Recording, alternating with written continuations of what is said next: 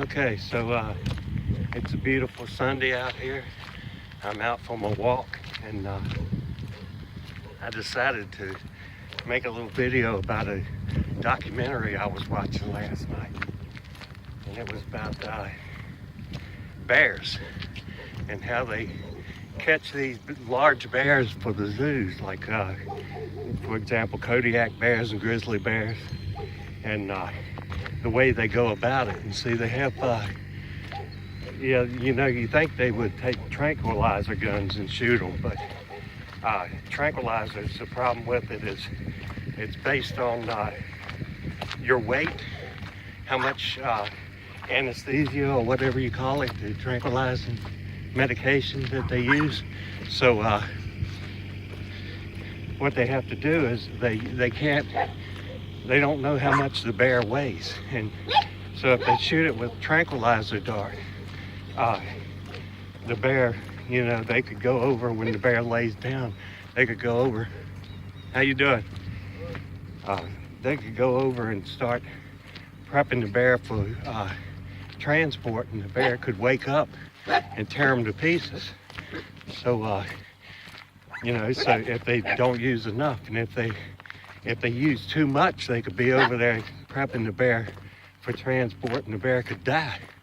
So they didn't know how to get these bears. So they went around to the areas where these bears' natural habitats, and they spoke with the old hunters, people that had grown up around there hunting the bears and living around the bears, that knew the bears very well and knew their habitat, knew their ways. And they devised a plan, and what they did was they would go to these areas in the coldest winters. They get these, you know, in the heart of the winter time, when all the lakes and ponds and everything's frozen over. And they would wait until a very unusual warm spell, where it would be several days or even weeks of very warm weather.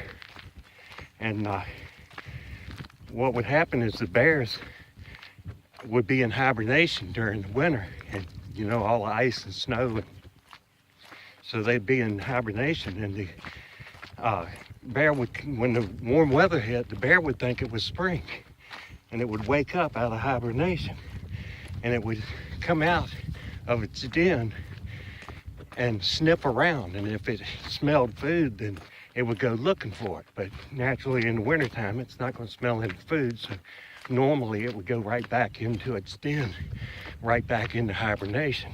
But what they would do is they'd go out on a lake on this warm day, and they would cut a large hole in the ice, and they would take a can of peas, just a regular tin of peas like you get at a grocery store. Because you ever open up a can of peas and get that smell, how strong they smell? Well, they've got a really strong smell. So they would take these green peas and they would dump them around that hole. And the bear, when the bear come out of hibernation and sniffed around, the first thing it would smell is those peas, and it would be drawn right to that strong smell of those peas. So it would walk out on the lake towards the hole, and when the bear went to take a pee, they'd kick him in the ice hole.